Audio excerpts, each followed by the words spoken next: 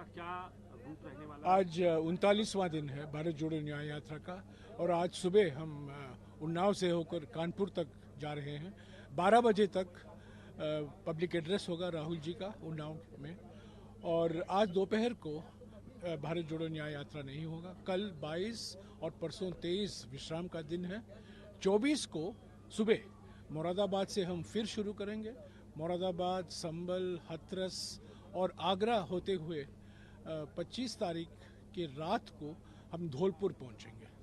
धौलपुर में हम रेस्ट करेंगे और 26, 27, 28, 29 और पहले मार्च को भारत जोड़ो न्याय यात्रा नहीं होगा। 2 तारीख से हम फिर से मध्य प्रदेश में शुरू करेंगे। मुरैना, ग्वालियर, गुना, शिवपुरी, शाजापुर और उज्जैन।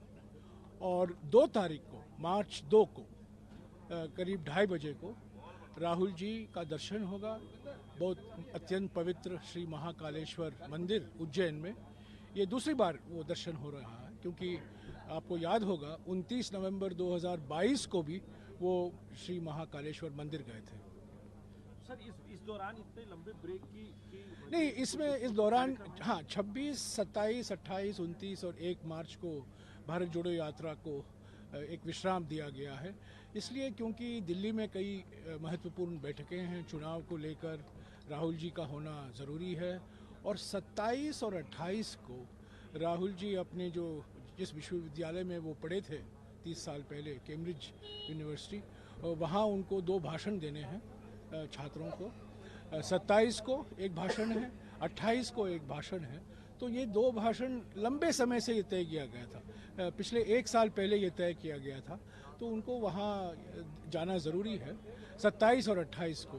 तो हमने सोचा उस बीच कुछ महत्वपूर्ण बैठकें भी होंगी चुनाव को लेकर, तो इसलिए 26, 27, 28, 29 और 1 को भारत जोड़ो न्याय यात्रा नहीं होगा। और 2 तारीख से, जैसा कि मैंने कहा, 2 तारीख से हम शुरू करेंगे। और माफ़ कीजिएगा, 2 तारीख को नहीं, 5 तारीख को राहुल जी का दर्शन श्री महाकालेश्वर मंदिर में होगा। मैंने गलती से 2 तारीख कह दिया, 5 तारीख को 2:30 बजे।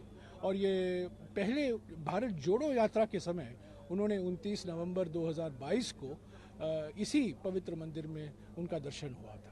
सर एक आखिरी और महत्वपूर्ण सवाल, प्रधानमंत्री और गृहमंत्री दोनों ने बातें की। प्रधानमंत्री ने कहा कि 2047 तक भारत को विकसित राष्ट्र बनाने का हम संकल्प लेते हैं। वहीं दूसरा इंडिया ब्लॉक है, वो सिर्फ फोकस करता है अपने नेताओं के कैरियर बनाने में।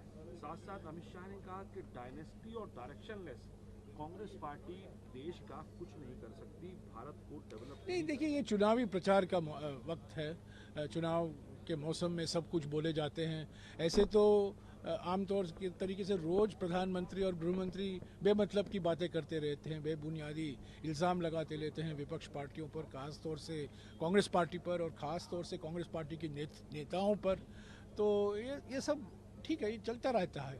पर असली बात ये है, असली मुद्दा क्या है? असली मुद्दा ये है कि प्रधानमंत्री देश को अमृतकाल के नाम पर गुमराह कर रहे हैं। और हम क्या कह रहे हैं, पिछले 10 साल अन्याय काल का हुआ है। किसानों पर अन्याय, नारी पर अन्याय, युवाओं पर अन्याय, श्रमिकों पर अन्याय, और जो सामाजिक न्याय जो होना था वो नहीं हुआ है। आप देख रहे हैं किसानों पर क्या अत्याचार हो रहा है, अन्याय हो रहा है दिल्ली में।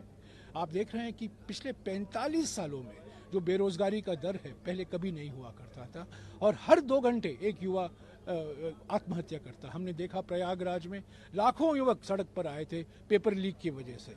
यहाँ अमेठी में, रायबरेली में सब युवा चाहते हैं कि भाई हमारी यहाँ फैक्ट्रियाँ नहीं लग रही हैं, व्यापार नहीं हो रहा है, नोटबंदी की वजह से सब लघु और छोटे कारखाने बंद पड़े हुए हैं, कोई पब्लिक सेक्टर कंपनियां नहीं आ रही हैं। इस हालात में प्रधानमंत्री को जो कुछ कहें वो खोखला होता है।